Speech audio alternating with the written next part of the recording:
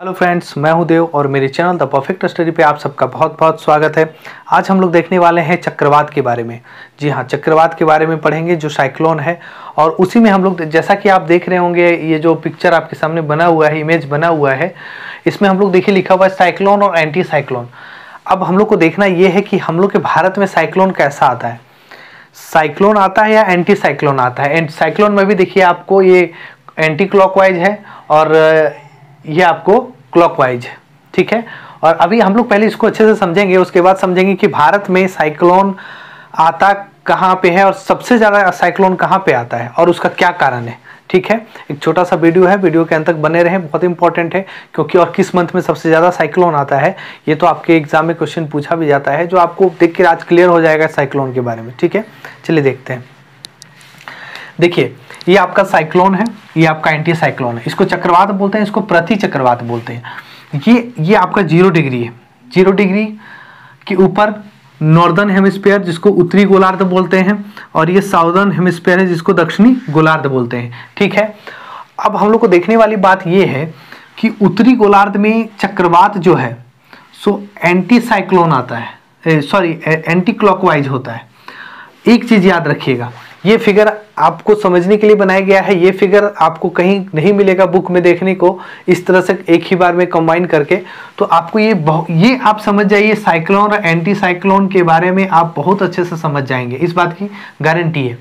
देखिए, यहाँ low pressure बनेगा, ये बाहर में हाई प्रेशर बनेगा, ठीक है। इसमें भी यहाँ लो प्रेशर बनेगा और बाहर में हाई प्रेशर बनेगा। कहने का मतलब है साइक्लोन जब उठ रहा है तो मतलब नीचे जो होगा वो लो प्रेशर होगा और ऊपर जो होगा, बाहर में जो होगा उसको ऊपर में वो होगा हाई प्रेशर। ये साइक्लोन में होगा, चाहे वो उत्तरी गोलार्ध में हो या दक्षिणी गोलार्ध में हो।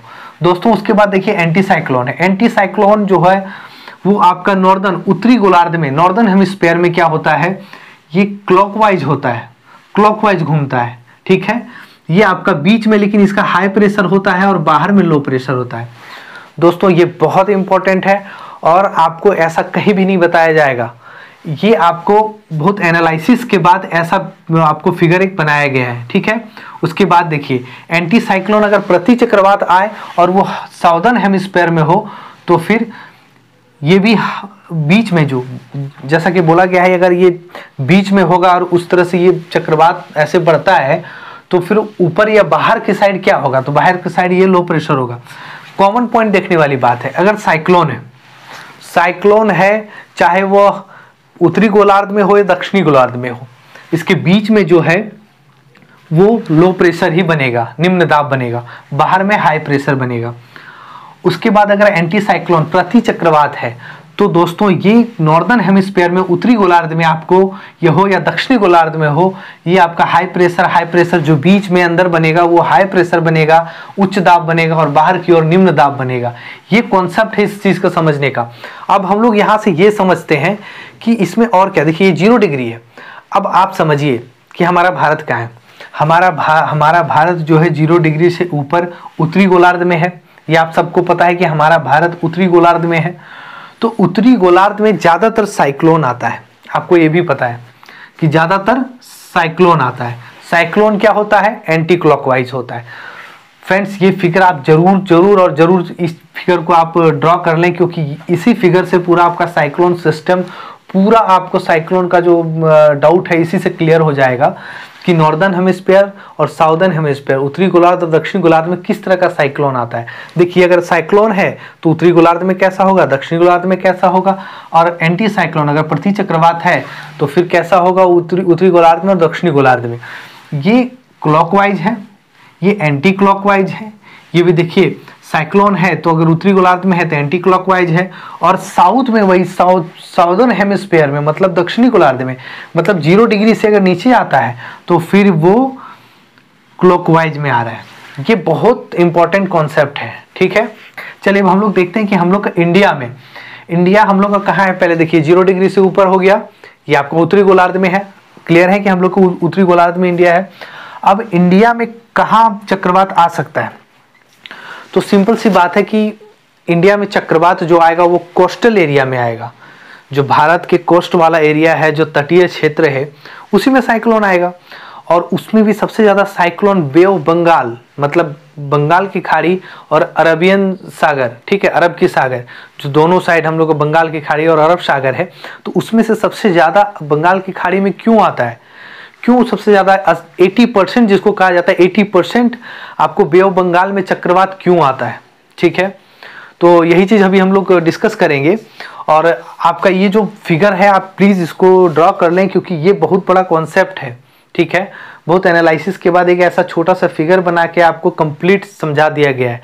पूरा वर्ल्ड में अगर आप देखिएगा कि अगर आप मैप लेके बैठ जाइए, अगर बोला गया कि यहाँ चक्रवात आया, तो आप सिंपल ये चीज़ याद रखेंगे कि ये नॉर्दर्न हेमिस्फीयर में मतलब 0 डिग्री से ऊपर है, ठीक है, तो वो चक्रवात है। कि अगर बोलेगा कि नहीं ये क्लॉकवाइज है, तो क्लॉकवाइज है तो प्रति चक्रवात है, बोलेगा नहीं एंटी क्लॉकवाइज है और है 0 डिग्री से ऊपर, तो फिर एंटी क्लॉकवाइज है तो वो चक्रवात है। इस तरह से इस चीज़ को आप कंप्लीटली समझ सकते हैं। अब देखिए भारत की बात करते हैं हम लोग। भारत में हम लोग अगर तटीय क्षेत्र की बात करेंगे तो तटीय लाइन की बात करेंगे, जैसे एक हम लोग को भारत ड्रॉ कर लेते हैं। चलिए, ये हम लोग का तटीय क्षेत्र हो गया। इस तटीय क्षेत्र की लंबाई सबसे पहले देखिए 7516 किलोमीटर है, ठीक है। ये कहीं कहीं 7517 किलोमीटर भी बता देता है, लेकिन ये इतना है अप्रॉक्स, और इतना ही लिखा भी जाता है, ठीक है। 0.6 कहीं होता है तो ये अलग बात है।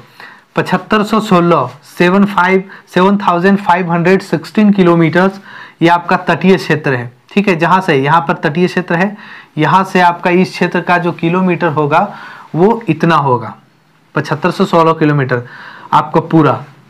दूसरी बात है कि ये हो गया आपका यहाँ पे अरब सागर, ठीक है, ये अरब सागर है, और ये बंगाल की खाड़ी है,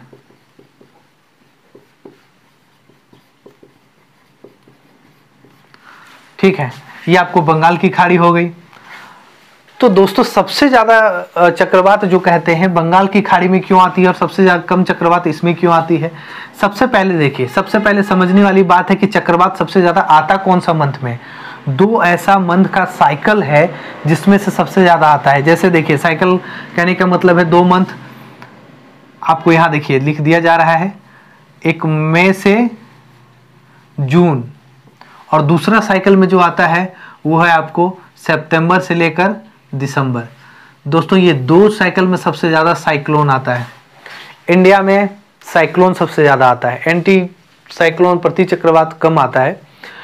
तो और उसमें भी बंगाल की खाड़ी में ज़्यादा आता है, जिसको 80% इसी में आता है, 20% जैसा इसमें आता है। और अब आगे की बात करेंगे कि ये 2 मंथ में सबसे ज़्यादा साइक्लोन आता है, जो चक्रवात होता है इस 2 मंथ में सबसे ज़्यादा होता है। और इस दोनों मंथ के साइकिल में भी मई जून में ज़्यादा आता है, ठीक है। अब देखिए मई जून में ज़्यादा आता है और बंगाल की खाड़ी में क्यों ज़्यादा आता है। इस मंथ में क्या होता है कि इस मंथ में यहाँ ये पानी है पूरा, यहाँ पे सीधा सूर्य की रोशनी पड़ता है। सूर्य की रोशनी पड़ने पे क्या होता है, एक कॉन्सेप्ट है आपका कि अगर टेम्परेचर तापमान बढ़ता है, ठीक है, तो प्रेशर कम होता है। दूसरी बात है, अगर प्रेशर बढ़ता है तो तापमान कम होगा। ये कॉन्सेप्ट है। एक और कॉन्सेप्ट कि हाई प्रेशर, ठीक है, से लो प्रेशर, मतलब कहते हैं कि उच्च दाब से निम्न दाब की ओर हवा बहती है। ये कॉन्सेप्ट है कि अगर टेम्परेचर हाई होगा तो प्रेशर लो होगा, और प्रेशर लो होगा तो टेम्परेचर हाई हो जाएगा। ये सिंपल सी बात है। मतलब ये टेम्परेचर को लेकर है कि टेम्परेचर अगर हाई होगा तो प्रेशर लो हो जाएगा, और टेम्परेचर अगर लो होगा तो प्रेशर हाई हो जाएगा। और दूसरी बात है कि हाई प्रेशर से उच्च दाब से निम्न दाब की ओर हवा बहती है। यही जानना है कि हाई प्रेशर से लो प्रेशर की ओर हवा बहती है। तो अब यहाँ हम लोग क्या देखते हैं कि देखिए ये अरब सागर है, ये बंगाल की खाड़ी है। तो बंगाल की खाड़ी में सबसे ज़्यादा साइक्लोन आता है। अब देखिए मई जून के मंथ में आ रहा है दोस्तों। मई जून के मंथ में सबसे आपको धूप जो है, सूर्य की किरण जो है तो सीधा इस पे गिरेगी। ये पानी का जो सरफेस होगा गर्म होगा तो ये इसका जो सरफेस गर्म होने की वजह से इसका टेम्परेचर जो है बढ़ेगा, और टेम्परेचर बढ़ेगा तो यहाँ निम्न दाब बनना शुरू हो जाएगा। दोस्तों निम्न दाब जब बनना शुरू हो जाएगा तो फिर ये निम्न दाब यहाँ बनाना शुरू किया और निम्न दाब बनाया जहाँ लो प्रेशर की ओर कहते हैं। तो अगर ये लो प्रेशर यहाँ बना दिया और चक्रवात आया है तो फिर ये एंटी साइक्लोन होगा, जो यहाँ जो इस कॉन्सेप्ट पे है। ठीक है, निम्न दाब बनाया और बाहर में हाई प्रेशर बनाया, तो ये ऐसे मतलब चल ऐसे रही है लेकिन प्रेशर ऐसे बनते हुए ये साइक्लोन है। इस साइक्लोन सिस्टम को यहाँ से आप समझिए, ये वाला जो है, ये वाला पार्ट जो है यहाँ बन गया। ठीक है, और बंगाल की खाड़ी में सबसे ज़्यादा आता है। देखिए ये 2 मंथ है, मई से जून और सितंबर से दिसंबर के महीने में सबसे ज़्यादा, उसमें से भी ज़्यादा मई जून में आता है। और मई जून में यहाँ पे सबसे ज़्यादा सरफेस गर्म हो जाने के कारण निम्न दाब बनने लगता है। निम्न दाब जब बनता है मतलब टेम्परेचर बढ़ जाता है तो निम्न दाब बनता है, और निम्न दाब बनने से चक्रवात जो साइक्लोन करते हैं, साइक्लोन जो कहते हैं उसका वो फॉर्म कर जाता है। कभी कभी इस जगह पे भी आपको ये अरब सागर में भी कभी कभी होता है, लेकिन 80% यहाँ होता है, 80% जो है यहाँ होता है। ठीक है, तो क्या होता है कि ज़्यादातर आपको टेम्परेचर पानी का यही बढ़ा हुआ रहता है, यहाँ पे कम बढ़ता है। ठीक है, यहाँ पे जब यहाँ ज़्यादा बढ़ा हुआ रहता है यहाँ कम हो जाता है, मतलब ज़्यादा बढ़ा होने के कारण यहाँ निम्न दाब जल्दी बनता है और ज़्यादा बनता है, जिसकी वजह से सबसे ज़्यादा चक्रवात जो होता है बंगाल की खाड़ी में होता है। ठीक है, चलिए एक छोटा सा टॉपिक था, आपको कैसा लगा ये चक्रवात के बारे में, आपका कॉन्सेप्ट क्लियर हुआ होगा तो आप कमेंट में नीचे अपना आप कुछ बोल सकते हैं, या कुछ आपको अगर पूछना हो तो कमेंट में आप पूछ सकते हैं, आपको जवाब मिलेगा, वहाँ पे रिप्लाई मिलेगा। ठीक है, और आप इस चैनल पे नए हैं तो चैनल को लाइक करें, सब्सक्राइब करें और फ्रेंड में शेयर कर दें।